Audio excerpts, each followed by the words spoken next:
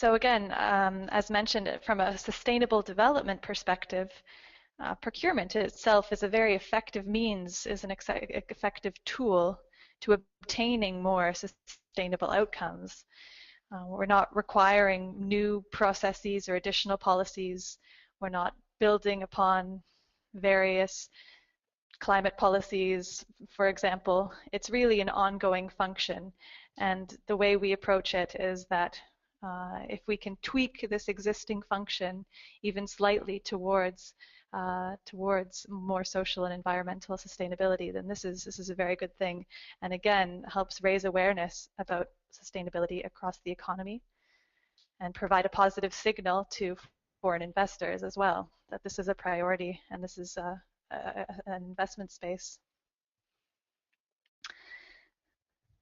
So when we approach a new project, whether it's more theory-based or if it's a country project, our first approach, our first question is really looking at where in the procurement cycle we are interested in, or where we can be most impactful. And we look at the general procurement cycle for opportunities to insert sustainability considerations. So for example, a major piece of our work at the moment is on performance or functional based specifications, and how the discussion can go from away from very prescriptive needs analysis to much more general analysis on what performance levels or what functionality or what service even instead of a product can be procured. So opening up that discussion about the needs assessment. From there, certainly looking at technical specifications or even preferably performance-based specifications and how they can be designed to trigger optimal outcomes. Looking at pre-qualification criteria, can the requirement for rigorous environmental plans, the requirement for rigorous labor standards be a part of the pre-qualification criteria? And in many countries they are indeed, but in some countries they're not. Then into the awarding of the tender, the use of award points to sort of gradually shift towards sustainability. And indeed, we would often advocate beginning here before moving towards technical specifications. This is a good place to start before looking then also at contract management and renewal. So this is sort of the way we see it at IISD. Moving on then to public-private partnerships, which isn't really moving on in some ways, because we simply consider the PPP model to be one way of procuring infrastructure mainly. And as you all are probably all aware, it's a popular way these days to crowd in private sector finance and expertise in the delivery of public infrastructure and public services. Fiscal pressure, particularly since the financial crisis, continues to make PPPs quite attractive, and the sort of risk sharing that can happen between the private and public sectors.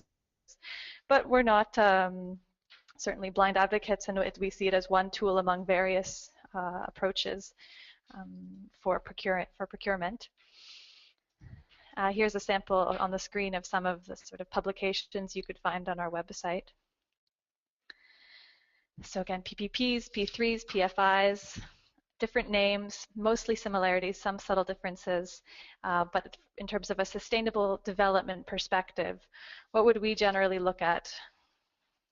Of course, economic sustainability. At the end of the day, the revenue streams generated need to provide enough cash flow to cover the costs. So we certainly don't deny the need for real bankability of a PPP. And value for money for the public sector in purely financial terms for the taxpayer. The fact that the private partners need to stay in business, pay employees, subcontractors, creditors, and to ultimately obtain a return on their investment. This is all part of the deal. So there has been some up and down about the value or the role of PPP, the PPP model there was a reform process in the UK recently and elsewhere. But if they can be tweaked to drive economic growth in the local region, whether it's through industry, job markets, ideally green, inclusive growth in the communities where they're operating, we certainly see them as a very valuable means of building infrastructure or maintaining, running, operating infrastructure. Recent work on India took us quite deeply into the second column on environmental sustainability of PPPs. And here it's really, how can we go beyond just the box ticking mentality of the environmental clearance, the social or the forest clearance, and really kind of integrate what you learn from a feasibility study, integrate what is learned from an environmental impact assessment into the design of the infrastructure itself, into the design of the asset itself, really. So not just minimizing negative impacts and risk, but really increasing the positive impacts. So I mean, even on the farthest scale, restoring a wetland while something is being constructed, which is a common example. And indeed, the design for environment, the design for adaptation to climate change is considered in the asset itself. Finally, social sustainability, that the PPP guarantees wages and working conditions which are acceptable, ethical, payment of a living wage to all workers along the supply chain, considering local impacts on communities. So for example, does a road cut right through a community, or does it facilitate the transfer of people from one part of the town to another? And then also maximizing social returns involving disadvantaged groups. So this is kind of how we would, maybe a lens we would consider PPPs through, but also infrastructure more broadly, whether it be maybe just through a traditional build contract.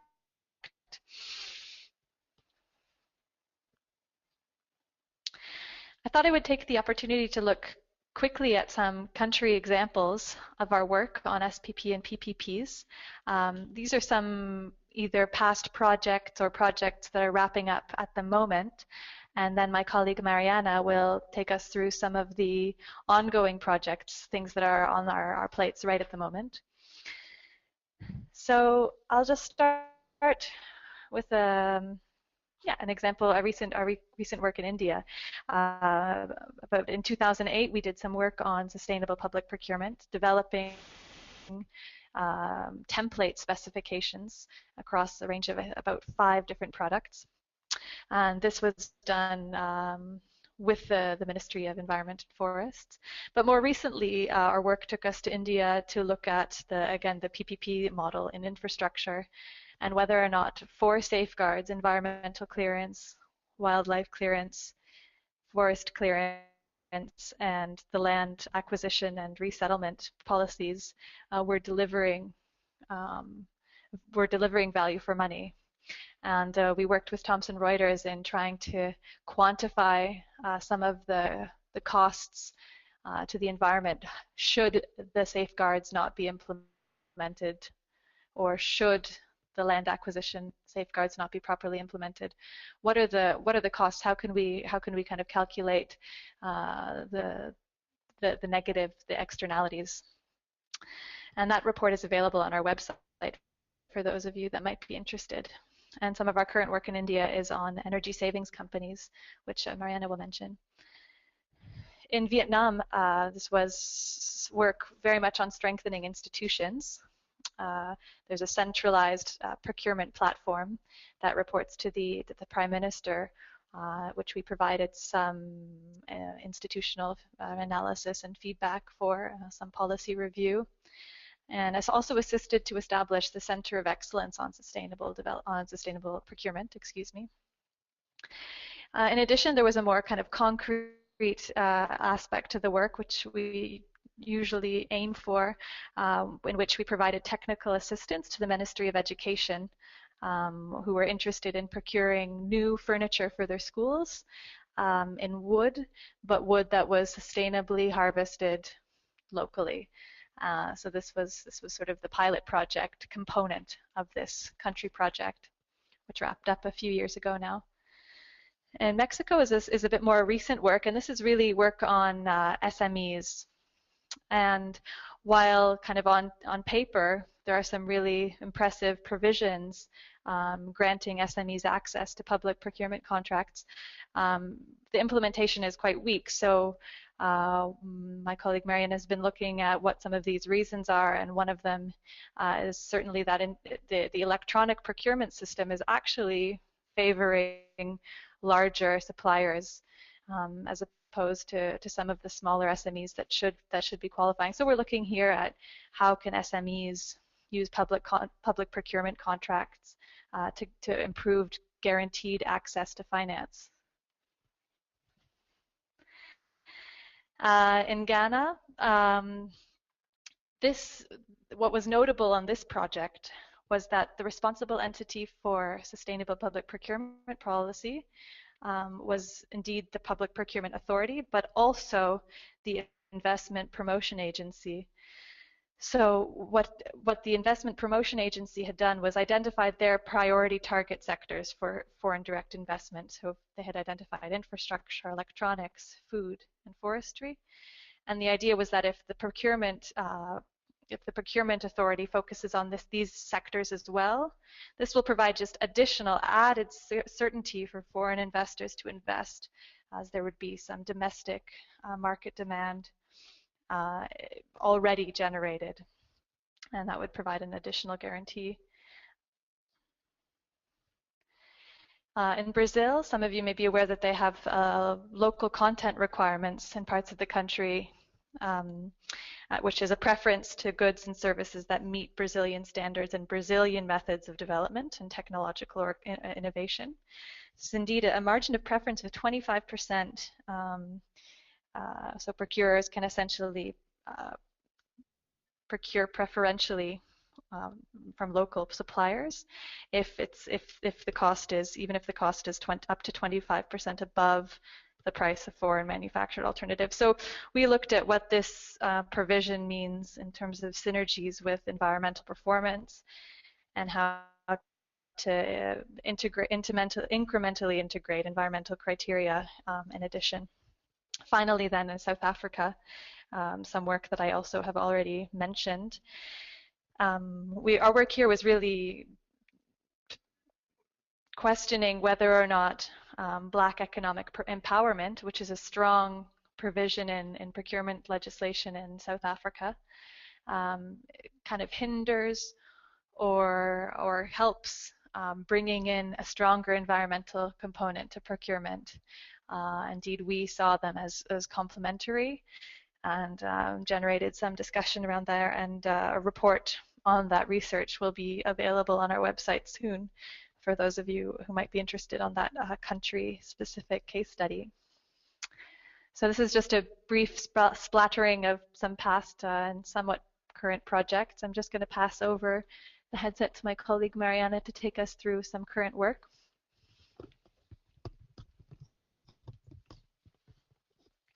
Thank you very much, Laura. As Laura already mentioned, we have offices in Winnipeg, Ottawa, New York City, Geneva, and Beijing. But we actually work in more than 70 countries, engaging with decision makers, government, business, education, and civil society, exploring sustainable development challenges, opportunities, and solutions.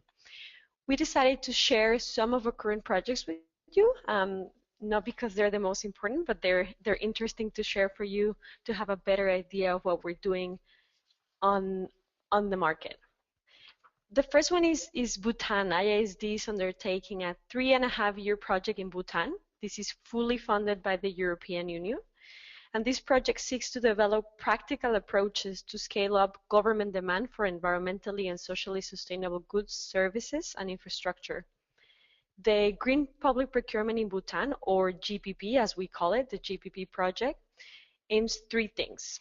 The first one is to increase the environmental, social, and economic multipliers of public consumption. The second one is provide an incentive for sustainable production among suppliers, including SMEs. And the third one is build demand side and supply side capacity to write and respond to GPP tenders. There's still a lot of work to be done in Bhutan. Laura actually launched this project last month in Bhutan, and they received a fantastic reaction. So we're of course very excited to follow up on this. In China, we have been working with the government of China, and as we know, they have been doing some green public procurement over a decade. They have been promoting numerous legal instruments, mandatory standards, and eco labels. And what we're doing there is actually based on actual values and volume of government spend. We're assessing the financial, environmental, and social gains that the government of China could achieve by streamlining policies and providing stronger political leadership for green public procurement.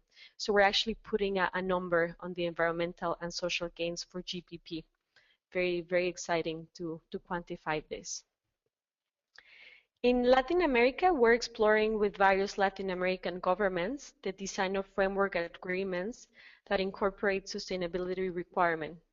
Because these agreements cover a specific category of goods and services, are usually drafted by central procurement authorities for a central government. But we think that if these agreements are carefully drafted, they could have the potential to foster procurement that is greener, more socially responsible, and targeted at small and medium-sized enterprises on a larger scale. We have been approached by different governments of Latin America, including Argentina, Colombia, and Mexico, to look at these issues closer. In India, we're doing an exciting project related to energy efficiency. As we all know, India is ranked among the least energy efficiency countries in the world, and despite having the highest electricity cost and tariffs. We really think that the problem in India is not only energy security through energy generation, but actually to better use of the existing energy. Therefore, we are really looking at the landscape, looking at the fiscal and financial reforms needed to provide fiscal incentives, subsidies, protocols, and standards for forecasting better future energy savings. This project as well is aiming to address challenges related to the financing of ESCOs or energy efficiency companies, and including innovative financial instruments and credit enhancement. So we're in conversation with the BEE authority over there, and we will have more about this in the future. Another exciting project that we're doing is in Canada, because IISD is part now of one exciting initiative called the Canadian Impact Infrastructure Exchange. This Impact Exchange is going to be launched next month. And what this is a platform where we're going to engage investors and infrastructure investment opportunities, bringing the biggest Canadian pension funds to the table with attractive infrastructure projects, and of course, when necessary, doing the financial engineering in order to achieve scale for the pension funds to actually step in and invest in greener infrastructure. For the first project that I mentioned, the GPP Bhutan, we have a separate website. So of course, if you're interested in knowing more about this, you can ask us at the end of the presentation, or you can go to the website. It's very, very exciting work that we're doing there. These are current research areas. These are in inception, meaning that we think they're very relevant. We will apply them in different countries in the future, but I want to share them with you so you know where we're going. The procurement of innovation is, we're actually providing technical advice to Latin American countries on the design of the tenders on pre-commercial procurement to foster innovation, giving the time to the market to actually think about what the government is going to be procuring in the future for the market to adjust and actually innovate and invest in research and development. This has been helpful in some other countries, and we're trying to bring the best practices into Latin American countries. The performance-based specifications is something that we're exploring at the moment with the Philips. We are going to do a study tour in Amsterdam and Eindhoven next month. And what it is performance-based specification allow public authorities to specify their needs in general terms, meaning describing what generally functions they require, for example, in lighting, mobility, or information management, instead of saying we need 3 computers or a car or a train, you leave that open to the market. You leave that open to the market to give you the better solution and actually to achieve a more greener solution and sustainable solutions. The third one is comparative legal frameworks. We decided to launch a study and by researching laws and regulation from all around the world governing national and regional sustainable procurement and public-private partnership, doing a comparison of what is working in which market, which one is working in another market, and really have a sense of how it's built globally in order to gain best practices and in order to know how to apply it better in other contexts. SMEs, public procurement and securitization of SME loans is a project that we are researching because although securitization has been feared after the 2008 financial crisis, IISD believes that a responsible and simple use of this mechanism benefits the much needed access to finance of SME. As we know, most SMEs don't have access to finance because of the risk of the implied. So sometimes instead of them accessing to commercial banking, we feel like impact investment funds or other kind of funds could provide these financing needs for SMEs. But since their scale is too small, securitization could be a tool that could help this happen. And we see public procurement being a fundamental piece of the puzzle because if these SMEs have already a contract with public procurement for 3 years, a framework agreement, then they will have stable cash flows. With stable cash flows, you will have a stable financial instrument achieved through securitization. Third, we separate this because it's another kind of the work that we do in IISD, and it's called Better Business with Governments. I would like to define it more or less as our consultancy work. What we detected here is that meeting environmental and social criteria in public tenders has become a pressing issue for companies doing business with governments. Responding to public tenders is complex, competitive, and expensive for them. And as well, the legal and regulatory landscape of green and sustainable public procurement is in constant evolution. So private companies are a bit lost and they really need hand-holding on this process. So IISD Corporate Advisory builds a strong track record advising governments on green and sustainable public procurement. That's why we decided that we could do this service as well for private companies to help them better understand what is happening in the sustainable public procurement market.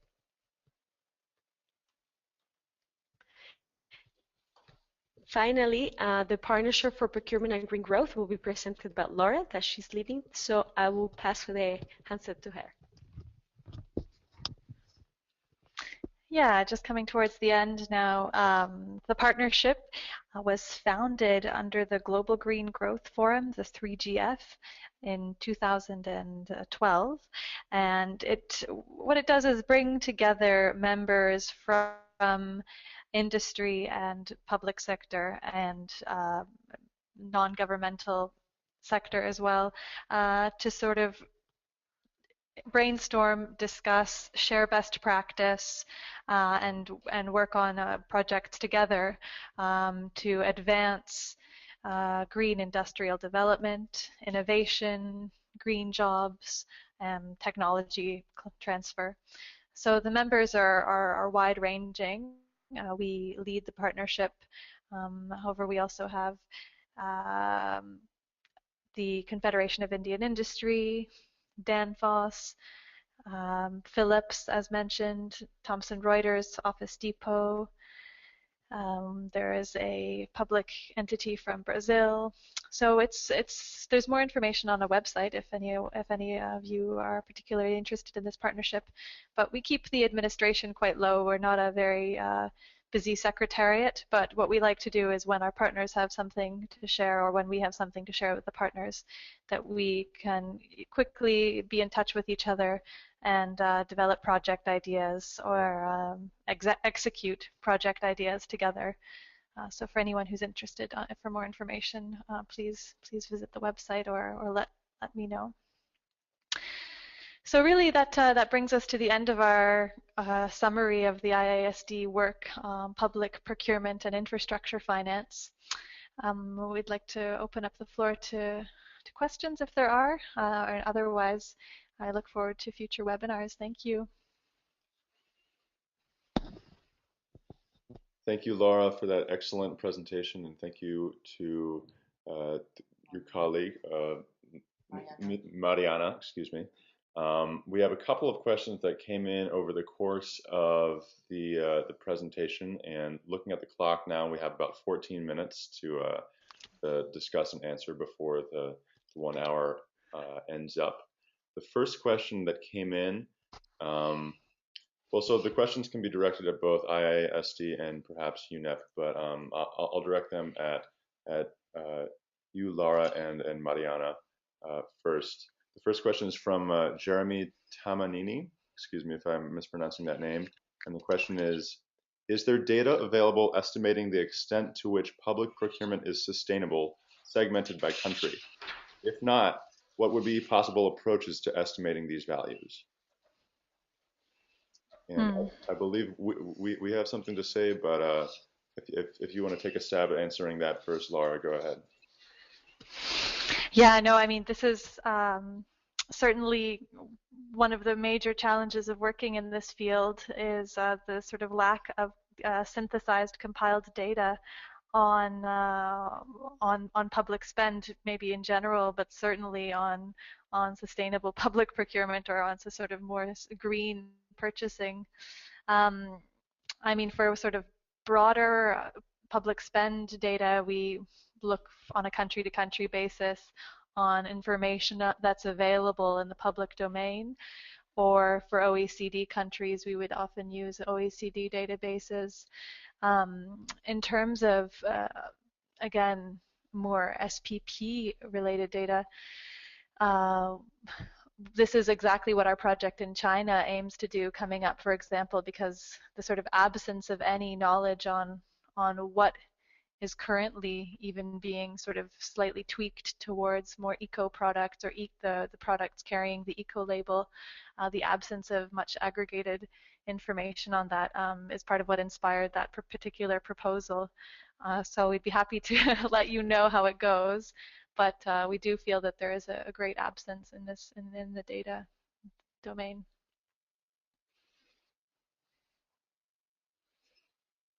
Yes, this is Fanny here. Maybe to complement what Laura was saying, which I fully endorse, is that indeed, in terms of sustainable public procurement, we are clearly lacking data. So in terms of figures, the only thing we have are on public procurement overall are the figures which were already reflected in Laura's presentation. In terms of impact and share of sustainable public procurement, I'd like to also remind everybody that I believe we are all working towards more sustainable public procurement, and that depending on the situation in a given country, the criteria are different. So the aim is to establish certain key criteria that have to be adhered to, but more sustainable public procurement doesn't necessarily mean sustainable public procurement.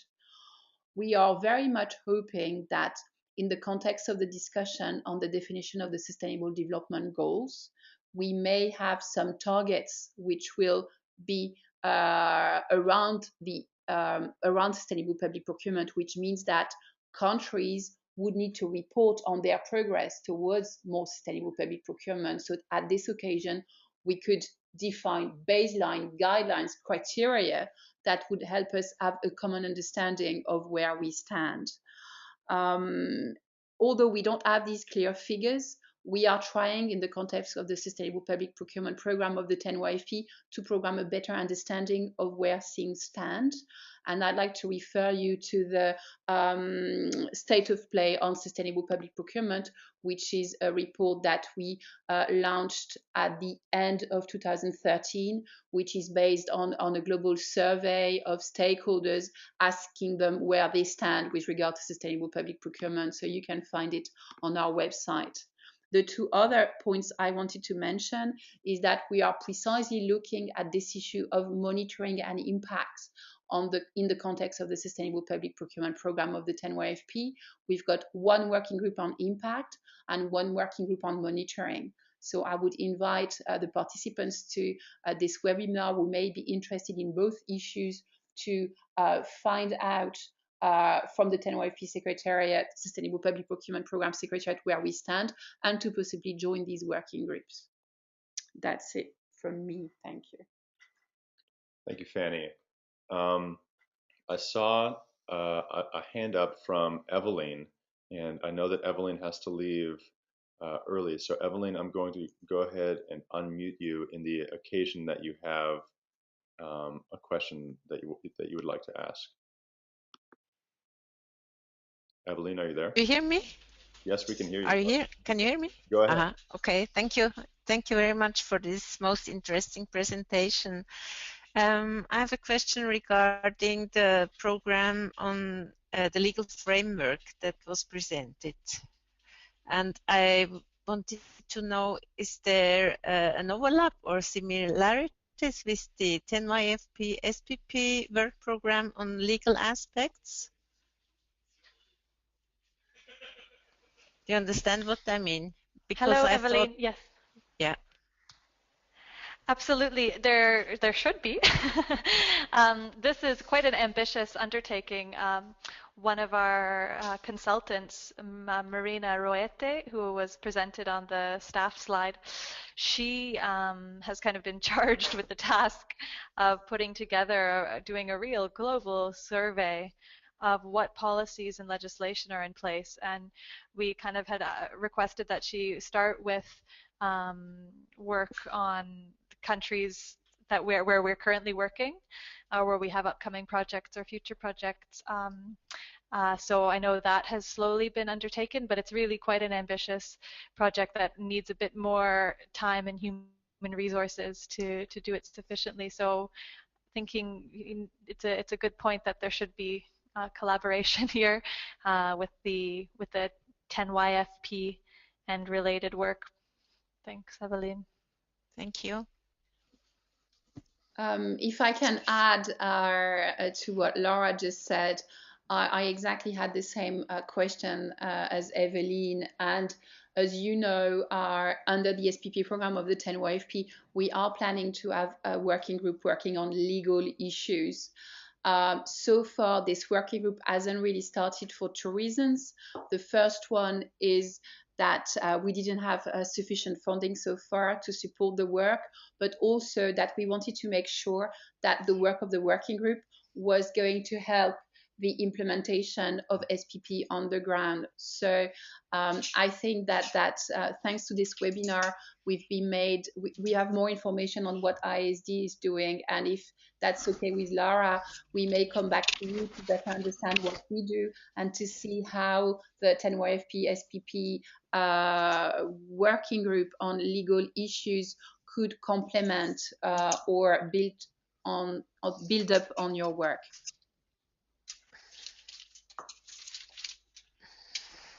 Great, thank you, Fanny. We'd be very interested in pursuing that discussion. Thank you, Eveline, for an excellent question. We had one more question come in through the question dialog box from participant Kazang. And the question was, are the success rates of PPP projects higher in developed countries, or is the development stage of a country a key factor in the success of PPP projects? Laura, do you want to take a stab at that? Sure, I can try that, and thanks, Kisang, someone I work with quite closely. Yes, I mean, from my perspective, and my personal background is more in the water sector, but really strong procurement principles at the end of the day determine the success of public-private partnerships. It's a kind of emotive issue at times, you know, the involvement of the private sector in the public space, and certainly the private sector is not always the best option, but sometimes they are. And I think sort of very good consumer or sort of customer relations, very good sort of PR, also helping the public understand the role of this new working relationship. Very good legal frameworks, regular periodic review of the contract, benchmarking, and target setting, measurement against these targets. Really invaluable for the success of the PPP, as well as my colleague Mariana would certainly add, and doing the financial feasibility well from the beginning, and adhering to the rules and the risk allocations that are made. So in terms of whether or not it's developing country versus developed country, I think often developed countries do have some of the pieces of the puzzle in place that secure the investments and the banks, the commercial lending that can make it possible.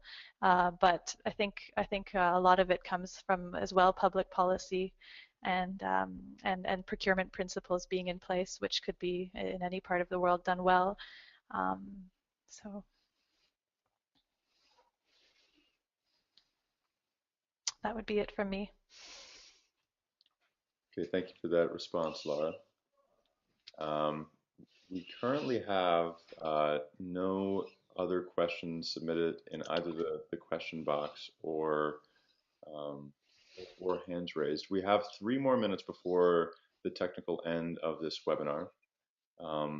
We've got a couple of words coming here from Fanny just to close out, but I'd like to remind anybody who might have a question for either IISD or the 10YFP Sustainable Public Procurement Program to either raise your hand on the dashboard, or to enter in a question into the question dialog box. But as I'm not seeing any of those, Fanny, you want to take us out? Yes, no, I just wanted to thank Laura and Mariana for this very interesting presentation, and for all of you to have attended the webinar. I think from our side, from UNEP side, we can already see, interesting perspective for collaboration for the 10YFP Sustainable Public Procurement Programme, as I was saying, on legal issues, but also for our projects on the ground. We are starting working in countries where we can see that IISD already has some activities. So we will get back to you, Laura and Mariana, to make sure that our work is fully aligned in these countries. And finally, as I was saying, this is the first of a webinar series that we've been conducting today.